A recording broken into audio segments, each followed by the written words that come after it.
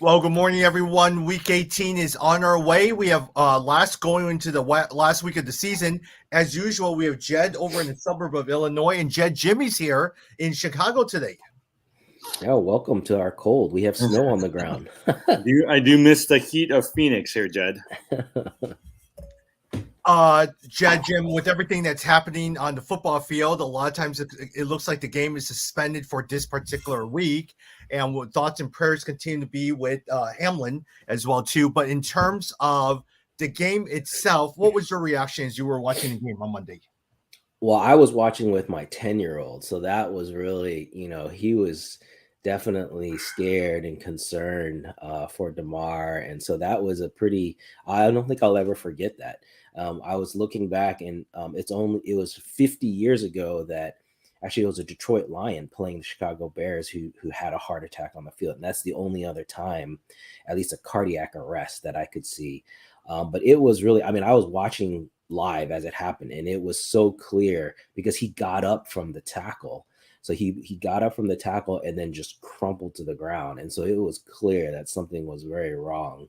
I felt bad for my son. I think he was really kind of shocked. So we had some good conversations about it, but yeah, I think the whole community was shocked. Yeah, I think for me, I was watching it, but I had a bunch of people over, and so I really wasn't paying attention too much. I saw a bunch of people crowding around on midfield, and I figured it was just an injury, and they just called a timeout. But it lasted a long time, so I actually went back and viewed it because when he hit the player, it took him like a second or two, to fall back. So yeah, I was trying to figure out what was, and I think that networks were trying to figure out what was going on as well too, because they kept taking timeouts, and I think they were just trying to figure out, okay, like, is this game going to continue? What do we do? Do we continue to talk about it? But eventually, they just sent it back to the studios. Yeah. I think a lot of times you saw Joe Buck and Troy Aikman. They did a very good job with limited information. Went over to Booger McFarland, Adam Schefter, and Susie Colbert. They did a very good job. And finally, it ended over as Scott Van Pelt. And they had to try to figure out what was going on with no information. Now, at the same time, that means that as this was going on, Scott Van Pelt and Joe Buck was not fighting this week. So that was good to see. Yeah, and this was the first time I am not a fan of Booger McFarland. I do not like his commentary at all. Like, I think he has no commentary basically, but he did a very nice job in responding to this from a player's perspective. And I thought he was one of the first to say there's no way they should continue this game. And I think, unfortunately, the NFL dragged their feet and took a little bit too long because it would have been a PR nightmare had they have tried to continue. Yeah. Well, I'm pretty sure they wanted to continue that game, right? Because it was an important game, not just for fantasy purposes, but I think for championship playoff scenarios as well too. Yeah, basically they're in a no-win situation now because no matter what, someone is disadvantaged in some way. But it does sound like, at least the latest I've read, I don't know if you guys see anything else. The latest I've read is they're just going to cancel it. It seems like, and then continue with Week 18, and so it'll be interesting to see. Yeah, talking about fantasy games though, I don't know. I've actually had a couple of people say that instead of Week 17 being their championship game, they decided to essentially void Week 17 and they're going to do Week 18 as their championship game. I feel like, look, 17, you might as well let it go. You won and just kind of go with it. Yeah. Oh, that's interesting. I didn't even see that as an option that you could go to Week 18. I guess that's it's possible. You could reset it and just go to Week 18. No, but the two leagues that I was in the championships in, they both basically just said we're just going to call it as ending. The hard part is your systems. Let's talk about fantasy football. Your systems can't reset to Week 18. You will probably have to start a new league, take that points, manually add it on, and then decide who the winner is. No, the only way you could do, I don't even know how some of these guys are doing it. What I would do is just let it play out, and then you play your best lineup. The other team plays their best lineup. It's not. You just see it. Go off those points. Yeah, you're right, because they'll probably update this. Yeah, they'll probably update the stats no matter what. It's an interesting idea. I was thinking basically in our one Walter White league to basically just offer to split, the pot with the second guy. I think that's very nice of you, Jed. I think that's the fairest thing. No, actually, to be honest, like when I saw it, earlier this week because I was looking at the championship. I was like, Jed's gonna have a hard time defeating them, you know. And Yeah. then I looked on it again. And I was like, oh wow, he won. Yeah. Yeah, because if you look at it, there were so many different fantasy football players that were playing. Let's say if I was in championship, I would have had Jamar Chase and Joe Burrow. Suddenly you have Gabe Davis, Stephon Diggs, Josh Allen, the Buffalo defense by itself, the two kickers. I mean, both of them, all of them were very, very good. Yeah, and when we talk about kind of fantasy MVPs for the season, we should talk about the players that really performed well and then those who didn't on championship week. Because I was thinking about Justin Jefferson. Anyone who was depending on Justin Jefferson, he laid a big egg in championship weekend. So that's something you have to take into consideration. You know, the hard part is you spend all 16 weeks preparing for this one game, or 14, 15 weeks. But by the time you get to the championship, either a number of players are injured, they're not playing, or it's playoff contention. You're really focused on that one person to do well in that game, you know, and it's hard because things change so much from week one. Yeah. Who knew that a lot of times as a quarterback, I saw one championship team won with Daniel Jones as the quarterback. Who knew that your entire season would come down to Daniel Jones? No, and he did well. Yeah, he did well. Or Devontae Adams. Look, they had Josh Stidham as your quarterback. Derek Carr is out. Wow, did he do well? So versus like what you said, Justin Jefferson completely laid an egg. Yeah.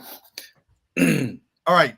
Hey, I would love to come back in a few weeks for the three of us to talk about MVPs, disappointments of the year, different things like that. But let me ask you guys one question before we go through some of these games and all that stuff.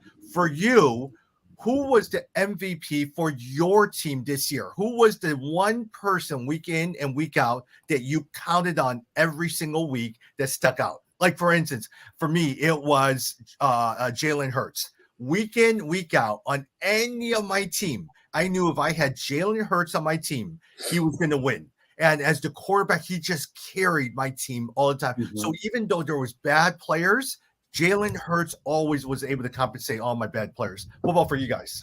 Yeah, that's true. For me, it was Tyreek Hill. You know, he's close to being my MVP for the season, although there's a couple others I think even did even more. But Tyreek Hill, two reasons. One, he performed pretty much every single week. But two, I got him, late. Like he was a second, third round pick. Yeah, no, totally. And so it was a really nice value pick. So Tyreek Hill was the one for me. I also felt like this year Tyreek Hill was more consistent, right? Because usually with the Chiefs, he did have like some really good games where he scored like 30 or 40 points. And then he would come back with like 8-point dud, right? Yeah. But this year, I felt like he was pretty consistent every week in and week out. Yeah. Now, it did help that Jalen Waddle was on the opposite side. So now a lot of times you didn't have your best cornerback just covering. You also had to be careful of Jalen Waddle as well, too. Yeah. I think mine was Austin Eckler. Eckler was in quite a few of my teams. I do think, right, I was trying to think who would be one of the number one running backs next year. I would think Eckler is going to be at least one or two because he's so consistent. I mean, he's really taken on that LaDainian Tomlinson role. Oh yeah, Eckler to me is probably the fantasy MVP. I mean, he was amazing. I had him on one team, and I think you're right. Between Eckler and McCaffrey, I think McCaffrey played really well. Especially after the trade. So, of course, the injury risk is still there, but I think it's between those two guys. Yeah. And one of the things I like about Eckler is he gets involved in the fantasy. Like, for instance, on his Instagram recently, right before week 17, he says, okay, post a picture of me in your championship team lineup and then enter for a prize. And so I appreciate him interacting with the fans like that. That is cool. Yeah. Disappointing player. Who was the most disappointing player for you guys? I think for me, Jamar Chase. I mean, and if you look at weeks 1 to 8, and he was injured for quite a few of those weeks as well too. He just, for the number one pick for me, and also for the guy who just spent the most money for, I think I forgot. I spent like close to $80 for him on auction leagues. He did not do as you expected, and you expect him to have those Tyreek Hill numbers as well too this year.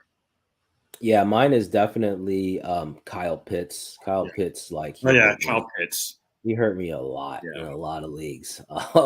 And I'm not even going to keep him in our keeper league. So it just shows Yeah. you how far he dropped. For me, it was one of three running backs: Javonte Williams, J.K. Dobbins, or Cam Akers. Hey, look, Cam Akers, Okay, 103 yards. that guy came on so much. Hey, Yeah, he almost I played him in one of my leagues. The opponent had him. He almost won it for the guy. Yeah. So No, okay, Tom. Seriously, can go back. Like the last 3 weeks, if you played him on your championship, Yep. you would have won, right? That guy just went off the last few weeks, and I don't know if they just finally let him do what he did, or he just like, okay, I'm better now. But for me, that was the Cam Akers that I saw in that playoff a couple of years ago when he got injured. Did it take him that long? Did he just need a chance or something like that? That's why I like Cam Akers a lot. Now, the attitude and all that stuff, but the Rams, at least to their credit, saw something that gave him another chance because the guy almost got either cut or traded, but at the same time, he got another chance and he made up for it. Well, it's also because they had no players on the field as well, too. Right? Like, and so my guess is they looked at it and just said, look, we got Baker there as the quarterback. Let's just see what Cam Akers can do and relieve some pressure off of Baker Mayfield. But the very fact that they were able to cut Darrell Henderson said a lot to them what they thought about Cam Akers. Yeah. I think next year, I mean, I know we could talk about it, but next year's team is, I do think Stafford's going to be out. I think Baker's going to be the starting quarterback. I do think that Akers going to be starting a wide receiver, running back. And I think you're going to see some emergence of people like Tutu Atwell on the receiving core. So that's going to be a totally different team next year. What, you think Stafford's going to be out? What do you mean? Like, I think he's going to retire. That's my thought. I think he's going to retire.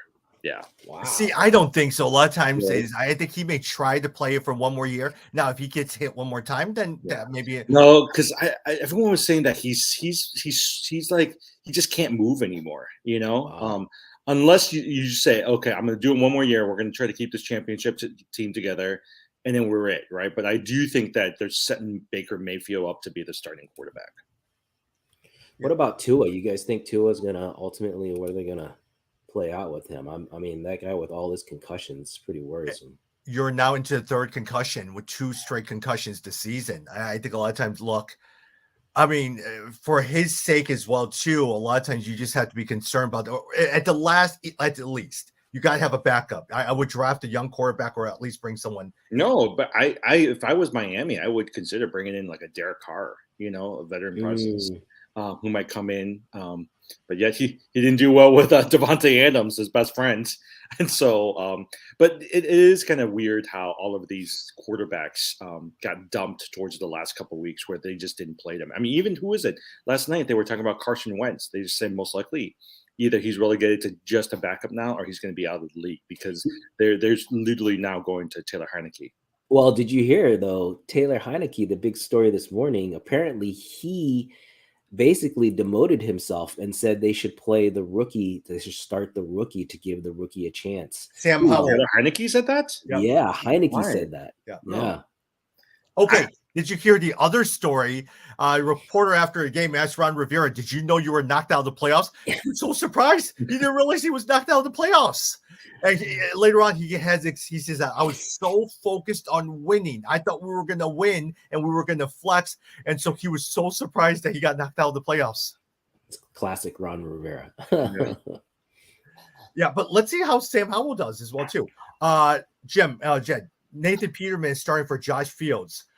I'm hoping the Bears would just take a loss. I'm hoping Indianapolis beats the Houston Texans, and I want the Bears to trade their draft picks. Yeah, that Indianapolis-Houston game is going to be hilarious because they both, I don't know, I think they both don't want to win. So no, they both want to lose. So they can, I mean, Houston wants to keep their number one draft pick. Yep. Indianapolis wants to move up higher so they can draft a quarterback. Yeah, so it's going to be interesting. Either way, the Bears are sitting pretty. I mean, worst case scenario, we get a number 2 pick. Best case scenario, we somehow get a number 1 pick. I really hope they do the right thing, trade down, get a ton of draft picks. Let's just see what happens. But it's exciting. It's exciting for the Bears. What about the scenario about trading for Devontae Adams in let's say their 6 to 9 pick and let's say another 5th rounder to LA Raiders, the Las Vegas Raiders. No, see, I don't like that pick because here's my thing. I much rather have like 2 or 3 because you're gonna just think you're gonna have somebody like a Colts that as you get closer to draft day, they're gonna get desperate. And it's just like the Trey Lance deal, they're going to trade them like 2, 3, or 4 draft picks for the next couple of years. I much rather have that than an aging Devontae Adams. Yeah, the one thing I would say is the Bears have historically, I don't know why, we can't draft wide receivers. Yeah. Like we've been pretty bad at the draft in general, but at least had a few hits. But with wide receivers, we are horrendous. And so the idea of trading for a wide receiver, I think, is a smart one. But I agree with you. Devontae Adams maybe is a little bit getting up there. And I hope mainly, if we can fortify the offensive line, let's really do this the right way. Do you know who their last Pro Bowl drafted wide receiver was for the Bears? Michael Thompson. No, it was during the Super Bowl era. Who was their starter in the Super Bowl? I don't remember. Is it Willie Gault? Willie Gault. Oh, wow. Yeah, Willie Gault was the last wide receiver drafted to make the Pro Bowl by the Bears. Wow. I mean, you could say who's the guy who's the kick returner? Johnny Davis. No, not Johnny Davis. He's up for the Hall of Fame this year. Oh, Devin Hester. Yeah. Hester, You could technically say he was it, but no, he was primarily a punt returner, kick returner. Now, would you guys be disappointed with the Bears if they kept, let's say, the number 2 draft pick, drafted a stud defensive lineman or offensive lineman? Would you be disappointed by that? Oh no, I'd like that. If Yeah. they draft a stud on the line, I'm really good with that. I kind of hope they invest in the offense. Although offensive line doesn't usually go in the first top picks. Usually, even the best guy goes in the second half of the first round. So if they want to add another rusher, given that we lost, all of our defensive talent, that's fine with me. But I hope they spend time on the line. I do too. I mean, I think so. I think they're slated to draft a defensive guy, right? In the second round, they keep it. I really do hope that they will trade down. I don't want them trading down to the teens. If they can trade down into somewhere in like 6, 7. I don't even know where the Colts are, but trade with the Colts and get some additional draft picks from them. That'd be great. I mean, the Colts free agency money too. Yeah, the Colts are looking. The Raiders are looking. Washington's looking. I mean, who else? There's a ton Carolina is looking. Carolina, yeah. There's a ton of teams out there. Oh, and I also read. I don't know if you guys saw this. Kyler Murray apparently now they're projecting will not be ready to start the season. Yeah, that's what Kingsbury said. Yeah, that's a big change, and it actually impacts me because for the keeper league, I was like, man, I don't know. Hey, look, this has happened last year. If I had to pick between Murray and Joe Burrow right now, I pick Burrow. Oh yeah, definitely. Burrow was maybe top 3 even at the end of the day. I mean, he really second half, he was amazing. Yeah. Joe Burrow really, really helped me. I really enjoyed having him on the team because he's not sexy. He's not a runner. He won't get me any rushing yards. But I actually would rather pick him over Tom Brady all day and Aaron Rodgers. Okay, can I tell you? So here's a projected draft order, right? Houston Texans first, Chicago. And did you know that the reason why they're first is because they have 2, 13, and 1. So they tied 1 game, whereas the Bears are 3 and 13. So it's that tie game that's really making a difference. So it's Houston, the Bears, Seattle that gets a pick from Denver, that dumb draft trade that they'd made. The Cardinals are 4th, and the Colts are 5th. And the Lions are 6th. The Lions actually are pretty good with 6. Well, because they got that LA Raiders, LA Rams. So I think, look, I'm more than happy if the Colts came back and said, look, I'm going to give you the 5th pick as well as maybe like the 3rd pick and the 2nd pick next year for your number 2. I'll do it because think about it. Well, the only issue is 3 and 4 Seattle and Arizona. They don't need a quarterback. And so that's why they might not feel as desperate. Yeah. Jed, 2 things. A decade ago, the Cleveland Browns did draft Joe Thomas, offensive lineman. He did pretty well. Yeah. And then secondly, a lot of times talking about the Indianapolis game as well as Detroit game. Indianapolis as well as Houston game. If you want to tank, what do you say to your team to lose? Because you can't really tell your team to lose. Yeah, I think the way you lose is basically you say we're evaluating talent, and then you play all your 3rd stringers essentially. Well, that's, I mean, essentially, if you look at the press conference with the Bears, that's what they're doing with Fields. You know, they just said their medical people said that they're not clearing him, and that's just it. You know, but everyone was saying afterwards, they said everyone knew that he was lying because he didn't even look like he was convincing himself. Yeah. The one thing I was going to say, though, Tommy, you were talking about Burrows over Tom Brady. I agree with that, but you have to give Tom Brady props. If he was on your team, he had a huge game. He had a 400 yards. 400 Mike yard. Evans. Yeah, and Mike Evans too. Boy, Mike Evans, you know, he had another 1,000. And I realized, see, we should have thought of that, is that Evans had a streak of 1,000-yard seasons. He needed over 100 yards to get it, and Tom Brady helped make sure that he got it. Yeah. And so, and Brady, I'm sure Brady, there's incentives tied to us. exactly. And Brady always thinks about that kind of stuff. And so that was a really good pickup for Mike Evans too. I mean, we could talk about this next week, but one player who I think Tom, you drafted him a couple times, Chris Godwin, who maybe people drafted towards the end. He actually turned out to be a pretty decent fantasy pickup this year for somebody who was drafted later in the rounds. Yeah. Hey, what about the DeAndre Hopkins? He's out for week 18. If you drafted DeAndre Hopkins, would you be happy with that pick or disappointed by a pick? Because he really, when you needed him the most, he disappeared, but he did get you into the playoffs for a couple weeks. Oh yeah, I mean, I was happy with him because I drafted him like in the almost the last rounds, right? Yeah, and then just stashed him, and then he had a great. Remember when he came back hot. Like he played right away, was over 100 yards, had whatever double-digit fantasy points. I mean, he definitely performed. But I sat him that last week. Fortunately, I think they eventually declared him out before the game started anyway, so I didn't get hurt by that. All right, I know Jimmy has to run. Let me run a couple of things. Let me run playoff scenarios by you and get your picks, right? Currently in AFC, Chiefs 13-3, Bills, Bengals, Jaguars, Chargers. All right? Yeah. Here are the guys who are going to go in the wild card. What do you guys think? Ravens, Patriots have the leading edge. Dolphins and Steelers are looking in, and Titans are looking in. If one of those guys win, then they get in. Out of those three, if you had to pick one out of the five, Ravens, Patriots, Dolphins, Steelers, Titans, who do you like? Here's the thing. I would love to see the Dolphins get in because they had the opportunity to control their destiny, but now the Patriots control their destiny. I do think that at the end of the day, Belichick's not going to let Patriots lose this game. I think they're going to end up getting in, and Miami's going to be out. Yeah, and that's pretty amazing if you think about it. The Patriots really do not have if you look at the talent. Yeah, they have nobody on that team. They have nobody. It's amazing for them to get into the playoffs. So another great coaching job.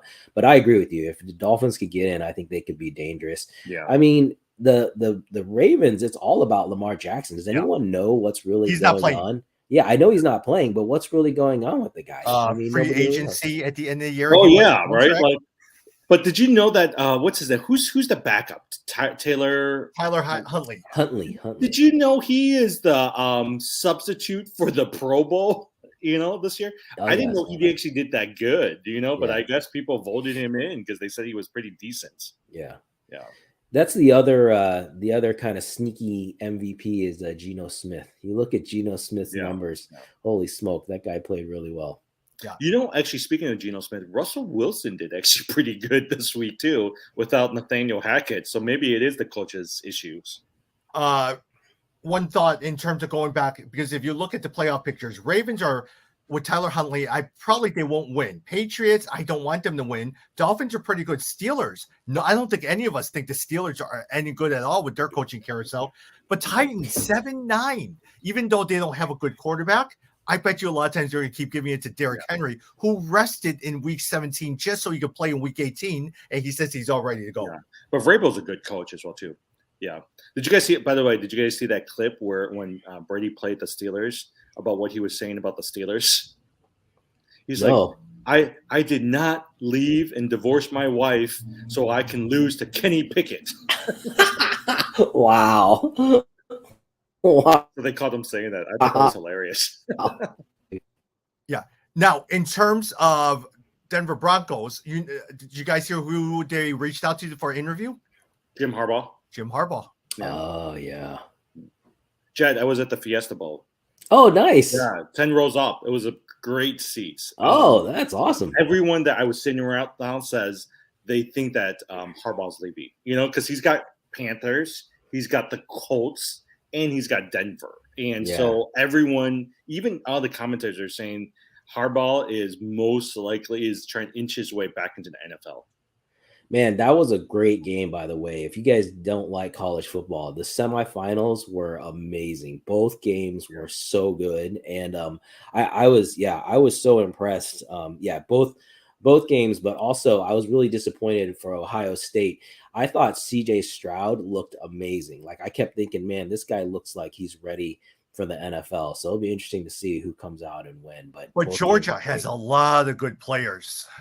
Yeah, Georgia, it was a tough game, but I thought Ohio State had it. They really, basically they were ahead. It came out to that kick, right? And it wasn't that long of it. It wasn't like a 60-yarder. It was like a 40-something yard field. Yeah, it was almost 50. Yeah. But still, it was a tough game to lose. But I would love to see TCU upset Georgia in the championship. We'll see. Yeah, the Michigan one thing with the NFC final wild card spot. If the Green Bay Packers beat the Detroit Lions, the Packers are in. If the Packers lose and the Seattle Seahawks win, the Seattle Seahawks are in. If the Seahawks lose and the Lions beat the Packers, Detroit is in. If you had to pick between Detroit, Green Bay, and Seattle, that whoever wins gets the farthest into the playoffs, who would it be for you? Man, I can't. I just can't imagine that Aaron Rodgers is going to let them lose to the Lions. But I think the Lions have the best chance to really push and go someplace. I would love to see the Lions win that. I just can't see that happening, which pushes it means that it's probably the Packers. But I'd also like to see Seattle in. I think Seattle with a strong run game, Geno Smith's been playing well. They could be dangerous too. I think a story-wise, I think if Seattle and the Lions were to win, it's like that Cinderella story. But I agree with you. I think Aaron Rodgers is not going to let them lose to the Lions. I do think, though, that if he gets into the playoffs, he's going to be dangerous because, look at how they defeated and demolished the Vikings. So I feel like they're trying to make a statement right now. Yeah. Hey, honestly, a lot of times Christian Watson has been doing good. You still have the two running backs as well, too. I would love to see the Lions in there, but I have a feeling that the Packers will be in. Yeah. As we wrap up this show, let me ask you guys a quick question. I'm actually going into the Hall of Fame. All right. There are 15 finalists for the Hall of Fame. And I'm going to quickly go over those, but you have to pick 5. Which 5 would you pick? All right. Mm-hmm. Jared Allen, Willie Anderson, offensive tackle, Rondé Barber, cornerback, Dwight Freeney, Devin Hester, Torrey Holt, Andre Johnson, Darrelle Revis, Joe Thomas, Zach Thomas, DeMarcus Ware, Reggie Wayne, Patrick Willis, or Darren Woodson. I know it's a lot, but which 5 would you like, or a couple of people that stand out that you say? So Joe Thomas is in for sure. Yeah, Joe Thomas is in for sure. Yeah. And Darrelle Revis. Wouldn't you say Darrelle Revis is in for sure? Yeah, I actually bet. My guess is it's going to be Darrelle Revis. I think it's going to be Joe Thomas. I think it's going to be Reggie Wayne. Reggie Wayne over Andre Johnson and Torrey. You're probably going to only have one wide receiver. I think it's going to be Reggie Wayne. Yeah. I know Tommy likes Patrick Willis. But he didn't play enough years for him to qualify for the Hall of Fame. Yeah. I thought no, he played 7 years, same as Reggie Wayne, so yeah, between Wayne and Holt, that's an interesting one. The other one was the second name you mentioned, which was a guard, Willie Anderson. Yeah. I like Jared Allen, but I don't think Jared Allen is going to make it. I don't think Rondé Barber is going to make Dwight Freeney. What would you guys think of Dwight Freeney or Devin Hester? I like Hester just because I think he really changed the position. And although I was just seeing, is it Cordell Patterson who's like beating his records for? He crossed one of his records, I think, for most touchdowns. But I think Hester really changed a lot about just the kicking game. Yeah. So I'd like to see him. I think Darren Woodson's going to make it as well too.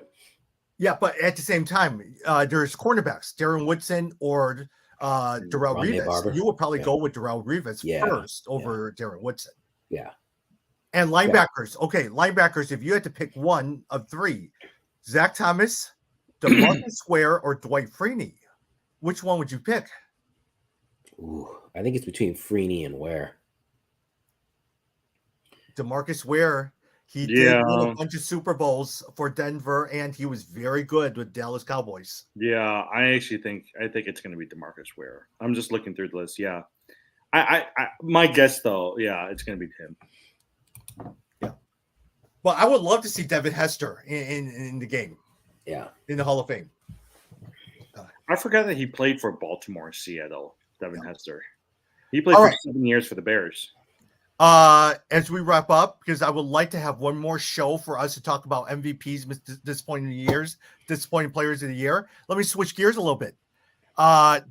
Mitchell Bulls beat the Nets. Before that, Mitchell's 71 points against the Nets. Did you guys watch that game? I watched the replay of the game, and did you guys see the Lopez tweet after the game? Yes. Yeah, that was hilarious. He said, I want everyone to see that Lopez and Mitchell combined for 72 points tonight. That's so funny. They said toward overtime, Mitchell was constantly the best player he was running up. Everyone was tired, but he still had enough stamina, energy, and he was just rushing past, blowing past by all the players. Well, I was looking at it going into overtime. He had, I think, 58 going into overtime. So in overtime, he scored, I think, almost all their points. He had like 11, 13 points. So it was a pretty impressive showing. But Mitchell, you've always known. I mean, he's pretty good, actually. Oh, Mitchell. He's very good. Yeah. Very, very good. So it was good to see. Donovan Mitchell. Hey, look, Gobert has been sucking it up. Yesterday night, he got like 8 points and 10 rebounds. I said, oh my gosh, he's terrible for me. You know what? I've been reading all of these. I mean, no one has said Gobert is the reason why they stink, but everyone on the Vikings have been saying that they all know there's a reason why they stink, but no one will say it. And I think it's Gobert. Yeah, the Timberwolves, I think a lot of times, Gobert tends to just rub people the wrong way for some odd reason. It's the French. That is true. I forget that. That is the French. Actually, most Eastern Europeans, they can rub people the wrong just because they're so honest about everything. Yeah. All right. I know Jimmy needs to take his daughter over to the dentist. And Jed, what's your schedule? Are you working this week? Yep. It's been tough trying to get back into the groove, but working this week, and then I'm traveling in Cleveland next week, so we'll have to find a time to meet. I don't think anyone's working right now, like this week. I feel like people are still like somewhat like all my meetings got canceled this week. Oh, that's nice. Jed, are you working? Are you in Cleveland for work or for fun? Yeah, for work. Okay, so maybe we'll come back in 2 weeks because I'm gone to Miami next week. Well, I'm out Tuesday, Wednesday, so depending on what days, we can figure it out. You got it. All right, we'll talk soon. All right, bye.